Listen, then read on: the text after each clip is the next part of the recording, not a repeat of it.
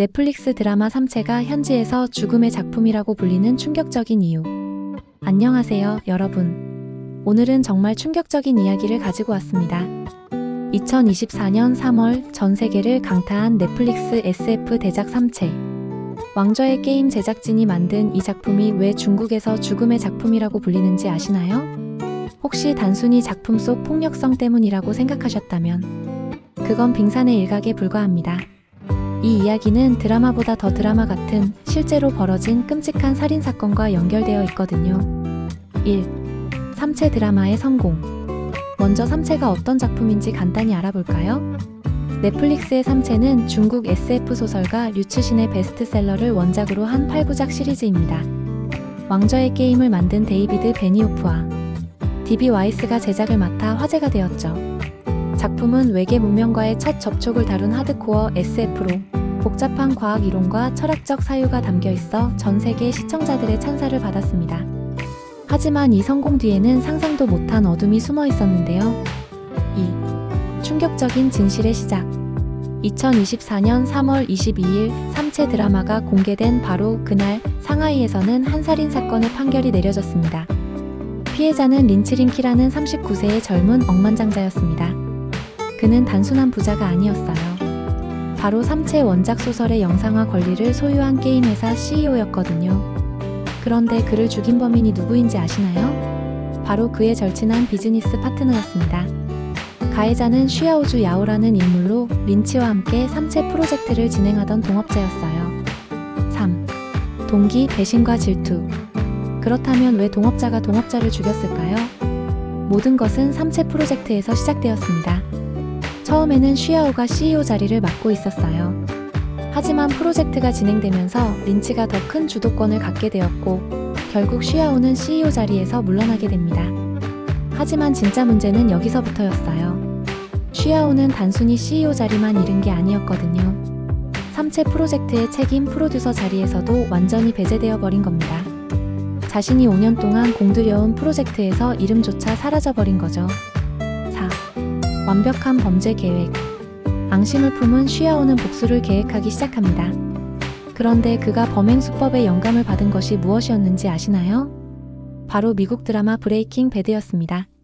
화학교사가 마약을 만드는 그 드라마 말이에요. 슈야오는 일본의 회사를 설립하고 직접 독극물을 제조하기 시작했습니다. 단순한 독이 아니었어요. 보거독을 포함해 5가지 이상의 독극물을 정교하게 블렌딩한 치명적인 혼합물이었죠. 더 소름 돋는 건 그가 동물 실험까지 진행했다는 사실입니다. 완벽한 살인을 위해 얼마나 치밀하게 준비했는지 알 수 있죠. 5. 실행 프로바이오틱스라는 거짓말. 2020년 12월 슈야오는 마침내 계획을 실행에 옮깁니다. 처음에는 보이차에 독을 타려고 했지만 더 확실한 방법을 선택했어요. 30개의 유산균 알약이 든 병에 독이 든 알약을 섞어서 린치와 동료들에게 건넨 겁니다. 프로바이오틱스, 즉 몸에 좋은 유산균이라고 속이면서 말이에요. 린치는 의심 없이 알약을 복용했고 곧바로 병원으로 실려갔지만 결국 사망하고 말았습니다. 다른 동료들도 독을 섭취했지만 다행히 목숨은 건졌어요. 하지만 평생 갈 장애를 얻게 되었죠. 6. 더 끔찍한 진실. 여기서 가장 끔찍한 사실이 하나 더 있습니다. 만약 슈야오가 독의 성분을 알려줬다면 린치는 살 수 있었을지도 모른다는 거예요. 하지만 그는 끝까지 독의 성분을 밝히지 않았습니다. 완전 범죄를 노린 거죠. 다행히 수사 과정에서 슈야오의 범행이 밝혀졌고 2024년 3월 22일 그는 유죄 판결을 받게 됩니다.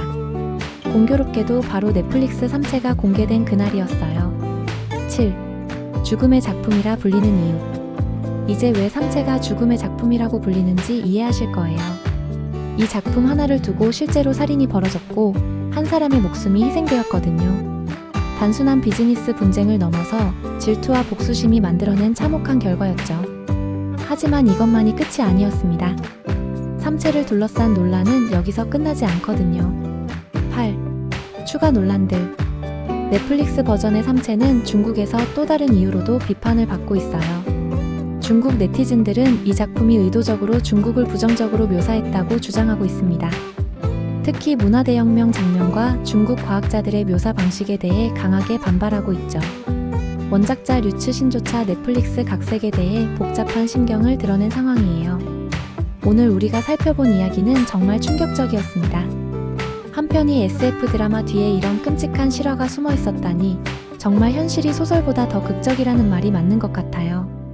과연 삼체라는 작품은 축복받은 걸까요? 아니면 저주받은 걸까요? 여러분은 어떻게 생각하시나요? 댓글로 의견을 들려주세요. 그리고 이런 흥미로운 이야기가 더 궁금하시다면 구독과 좋아요, 알림 설정까지 부탁드릴게요. 다음에도 더 재미있는 이야기로 찾아뵙겠습니다. 감사합니다.